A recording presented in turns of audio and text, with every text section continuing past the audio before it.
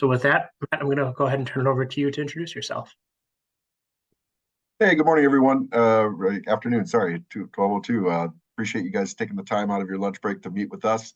We are two engineers of many in the state of Florida working to uh, enact the new laws that have been required. My background is really reserve studies for 22, now 23 years, working with reserve advisors. I'm a professional engineer, a civil engineer by trade, a reserve specialist, and a professional reserve analyst. We work with about 3,000 community associations throughout the state of Florida, so we have vast experience both before and after the new laws. As a part of the condominium policy life safety advisory task force set up by the Florida Bar in following the collapse, as well as Community Associations Institute, set up some task forces. So we are have been very involved with the process in Tallahassee and the laws. So excited to share what we've learned through that process, what the new requirements are, and clear up a lot of questions about the new requirements. I'm looking at this both from an engineer as well as I have another hat that I wear as the treasurer of my condo association, where I'm somehow it seems what feels like a life sentence in my board. I've been on the board there for about 15 years, and we're a mix of 3-story buildings and 2-story buildings. So we've got these apply to us as well where I live, and so happy to share how we're handling that from that perspective as well.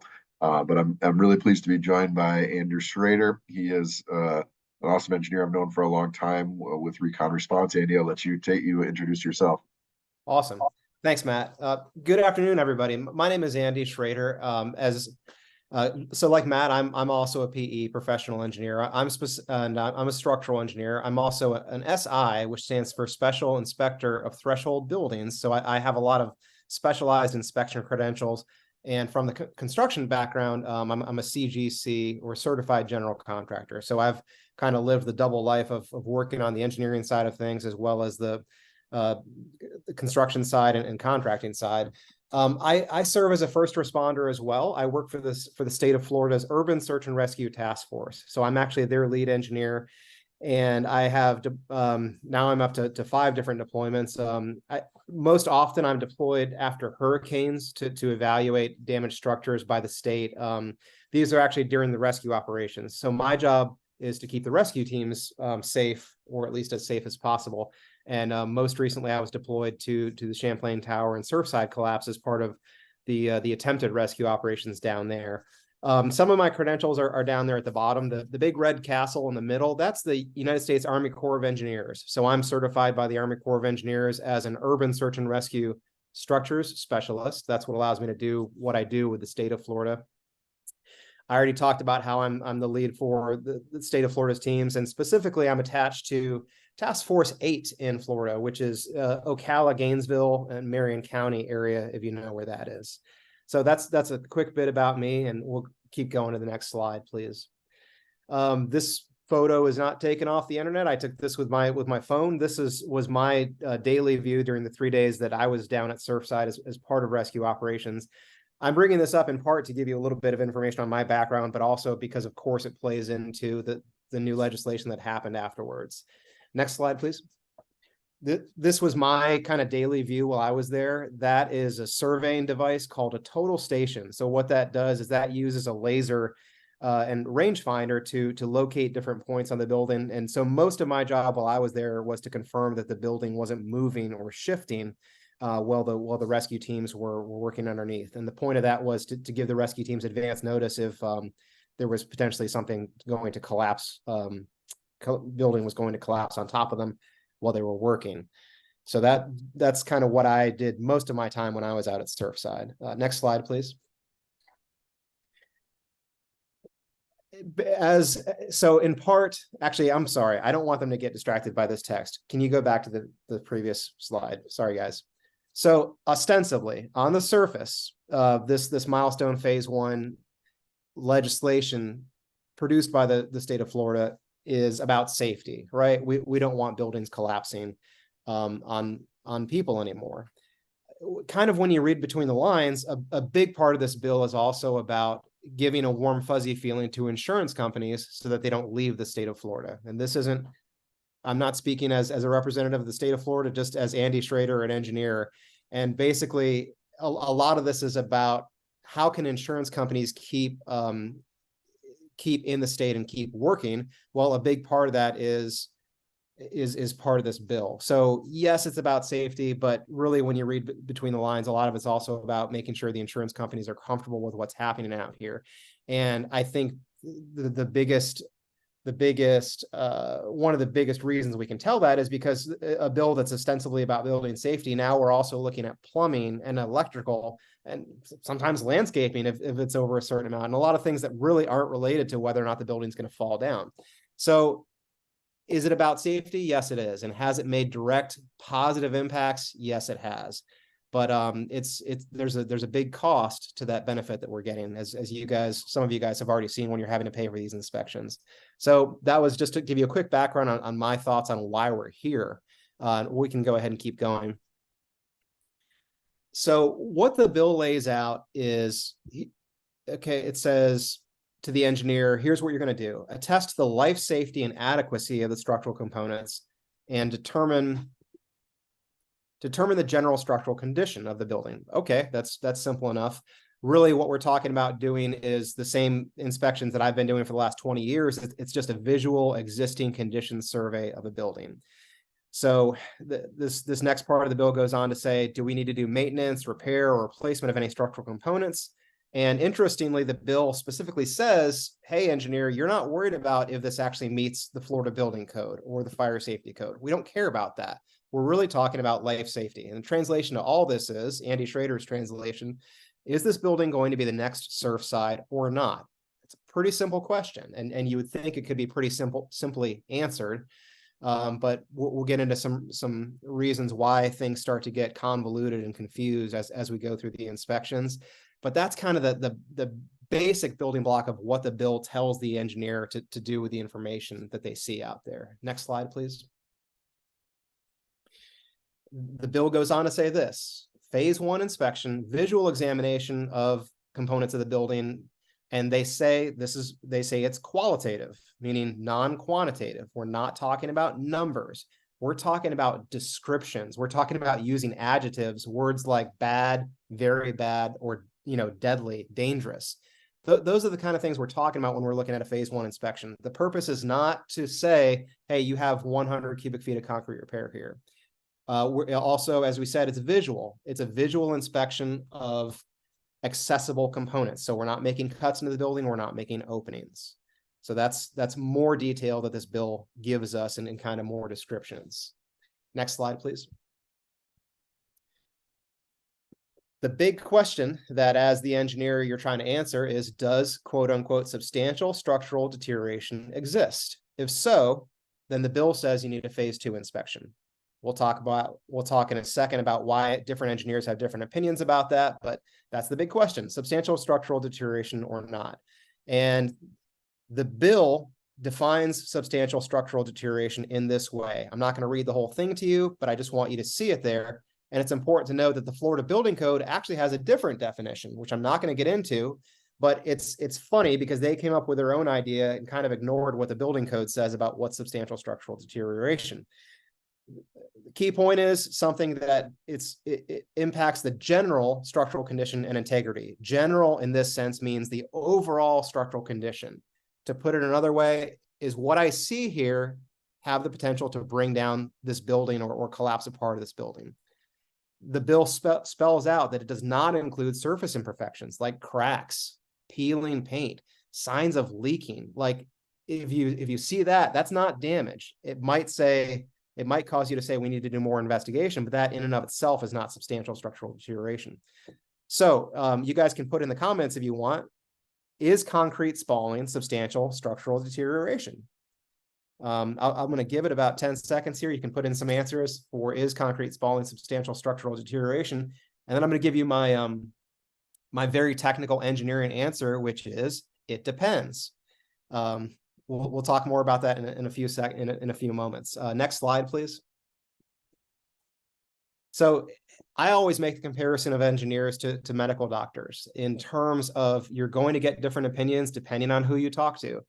depending on an engineer's training and experience, they will look at different parts of a building very differently. It depends on what they've done with their careers and what their training is. So the engineers are interpreting this bill on our own, just like you guys. We don't have, generally we don't have some magic insight. All we can do is spend a lot of time reading in the bill and talk to other engineers that do the same jobs as we do to try to figure out if we can all get on the same page about what substantial structural deterioration means and what we should do about it. So kind of like doctors, you put 2 engineers in a room, you're going to get 3 opinions. And same thing with attorneys. Next slide, please. Here's a good example. This is a condominium that I was brought out to, and you can see that that's a balcony slab above you. I know you can't see the whole wall, but it's not a huge load-bearing beam. It's just a balcony slab. And let's see here. Sorry, my Zoom. There it is. It's just a balcony slab. So we're not talking about a big beam. And you can see all these post shores are put up. So these post shores are supplementary supports. They're big steel tubes so that to maintain stability. I didn't put those up. The engineer before me came out here and saw that concrete spall on the underside of the balcony slabs and said, oh my gosh, this is a big deal. You guys have to install shoring and you have to make these repairs done within 30 days. And come to find out, this was a relatively, this engineer did mostly new design, not really repair and restoration work. So when this engineer saw what I would consider to be relatively minor spalling, he kind of freaked out and made them install all the supplementary support. So that's why I'm telling you that different engineers, depending on their training, they see things differently. Next slide, please. This is a close-up of a guardrail system on balconies that I inspected over in Vero Beach. So what you can see there is there's an L bracket, a chunk of metal hanging off of the guardrails. That's actually the repairs to guardrails. So when I went out to this building, literally all of their guardrails had been repaired already, and now all the repairs were failing as well. So all of the guardrails that I looked at were ready to fall off. If you were to push on it with, maybe 100 pounds of force, it would break on you. And so I declared this a dangerous condition because it's a life safety issue. I don't want people falling out. Technically, this is a part of the building that it could collapse or fall off. Technically, this should, by the bill, if you follow the letter of the legislation, it should trigger a phase 2 inspection. I said, you guys don't need a phase 2 inspection. I know what to do. You just need to replace all your guardrails. The rest of the building is fine.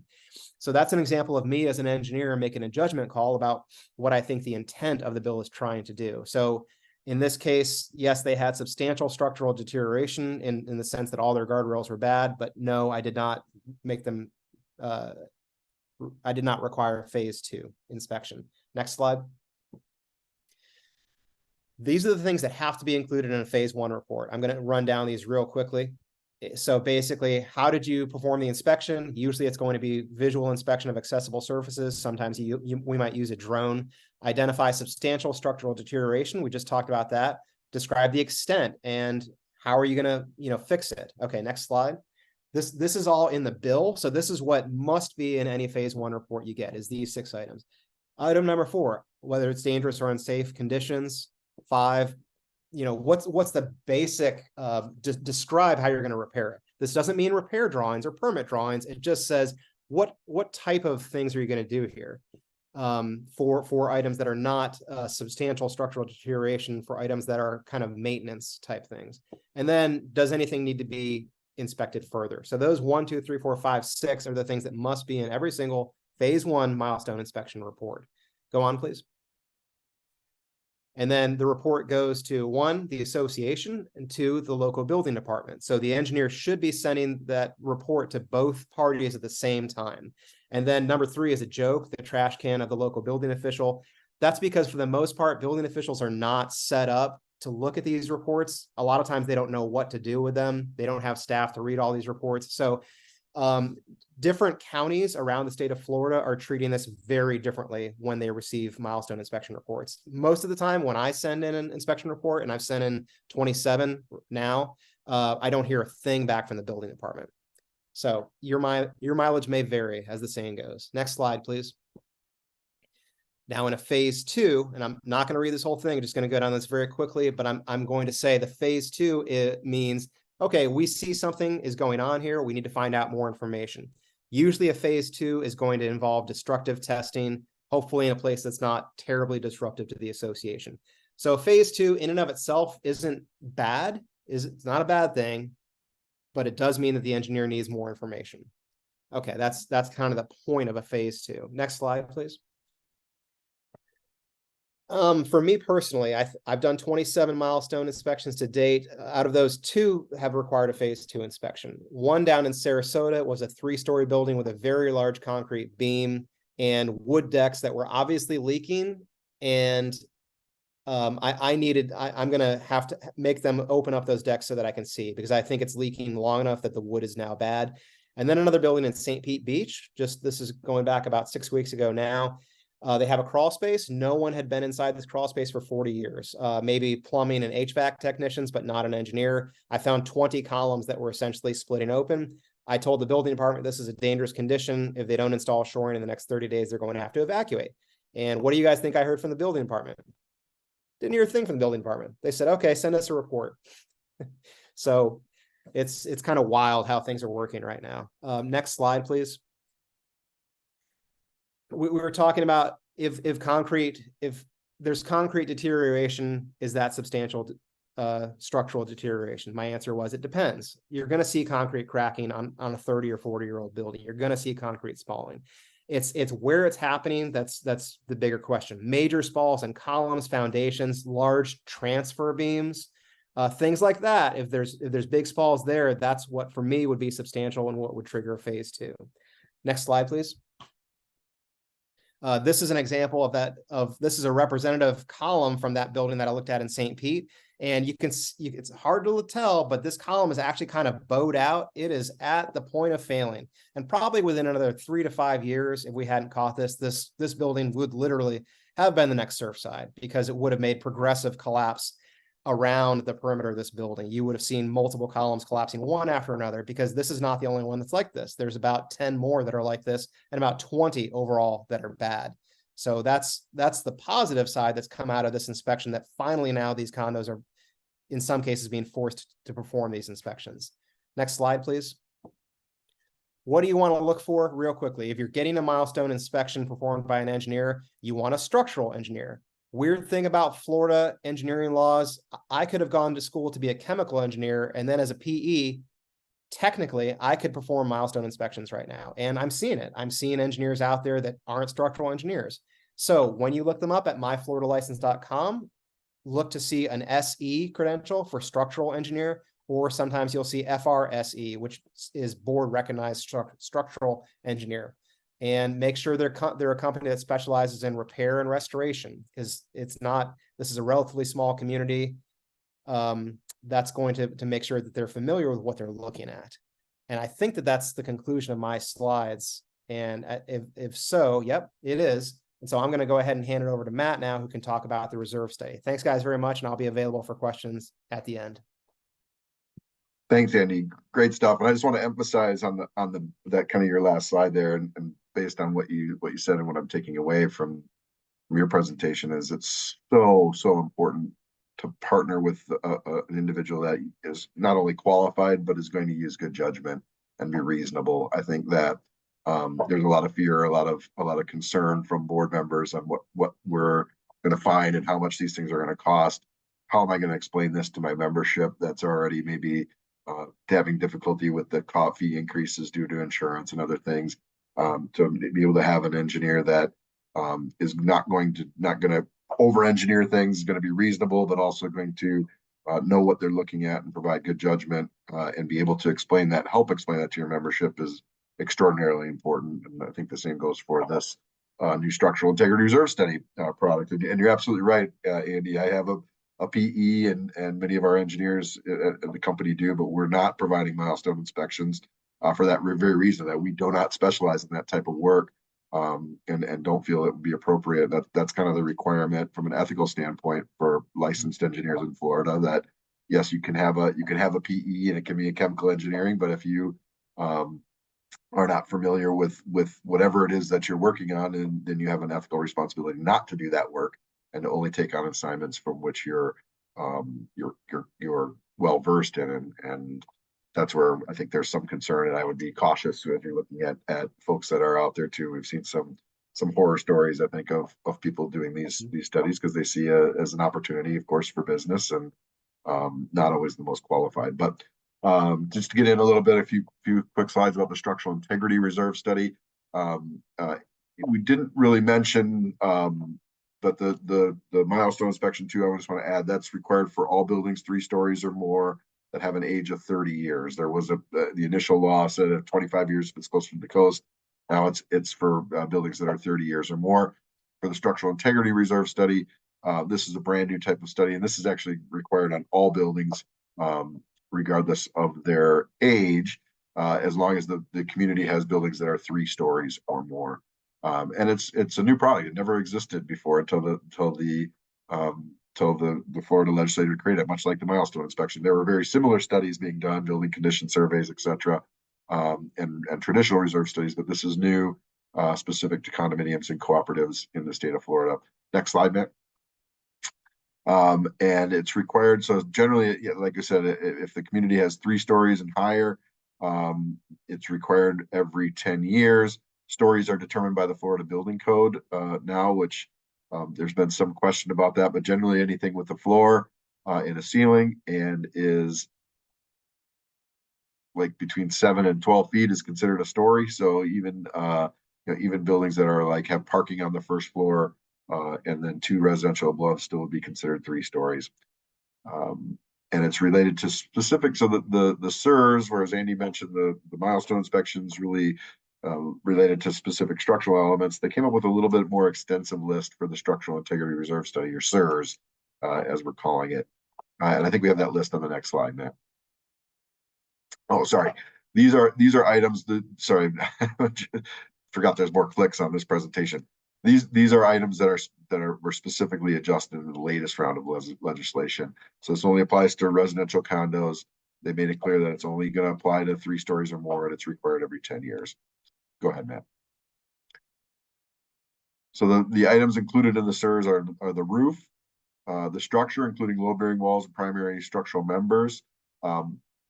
The initial statute said that foundations and load-bearing wall, they're calling things out floors, were called out specifically on this.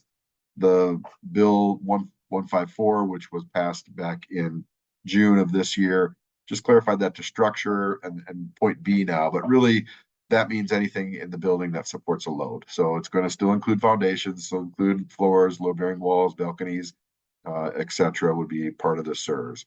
Fireproofing and fire protection systems, plumbing, electrical systems, waterproofing, exterior painting, windows, and exterior doors. Exterior doors there were also an addition from Senate Bill 154. And then there's a catch-all bill, any other item that has a deferred maintenance expense or replacement cost that exceeds $10,000, and its failure to maintain it would negatively affect one of the items above. Probably the best example of what we're usually seeing in here are seawalls. If the seawall is in close proximity, it's not necessarily part of the structure of the building, but if the failure of the seawall could compromise the foundation of the structure, then we're generally including it as an item in the SIRS.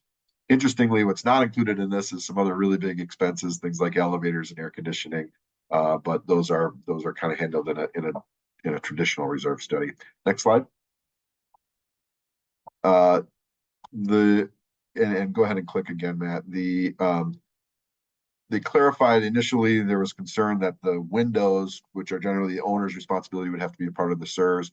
That's now been clarified. It's just for the items for which the association is responsible. So plumbing, electrical, if it's in the units, that's not part of the SIRS. If it's the common areas, that is part of the SIRS. And we'll share these, like Matt said, we'll share these presentations and you'll have the slides. I don't want to read the whole statute to you, but it's good to have as a reference if someone's questioning you on it. Go ahead, Matt. They clarified too, one of the big concerns is how would you reserve for a foundation? The foundation should last the life of the building. The legislature clarified that it's really just for items that have a remaining useful life of greater than of less than 25 years. If it's greater than 25 years, the foundation of the building isn't going to require replacement. It does not have to be funded in the reserves. But as it says, the study may recommend deferred maintenance and expense for such items. So again, going back to your judgment of your provider, those items would maybe something that you want to do some repairs to. Concrete restoration, of course, you're not going to replace the entire structure, but concrete restoration, addressing some of that spalling and those issues that Andy showed in those great pictures, certainly something that would be something that you'd want to have in your SERS and funding for as part of that, part of your overall plan. Next slide. SERS can be performed by licensed engineers, licensed architects, and they recently added persons with reserve specialist designation, which is Community Associations Institute designation, or persons with a professional reserve analyst designation. They open it up a little bit, just recognizing that there's not that many folks out there that are both engineers and qualified, and architects and qualified, or likely to want to perform reserve studies. So they open it up to a couple other designations, which hopefully will increase the amount of associations that can get this in by the deadline. Next slide. The deadline is coming up quick. We've got 13 months, December 31st, 2024. That's also happens to be the deadline for the milestone inspection. If the building's 30 years or older as of July 1st, 2022. So we've got about a year to go, and the developers now don't have to conduct a SERS prior to turnover, which was the initial law. They have to conduct turnover inspection report, which has always been required. They modified that a little bit just to make that align better with what the funding requirements are going to be for SERS once they do turn over from the developer. Next slide. When does it apply? So do we have to have, and we getting this question a lot, we just got through most of the way through our budget season for 2024. People are anticipating having to do this next year and include the full amounts on there. It may not be required because the legislature changed to say for budgets adopted on or after December 31st, the members may not vote to use it. So just like this year, when we're adopting budgets in November and December for 2025, it's likely going to be before that date of December 31st, 2024. So this will apply to everyone likely for the 2026 budget.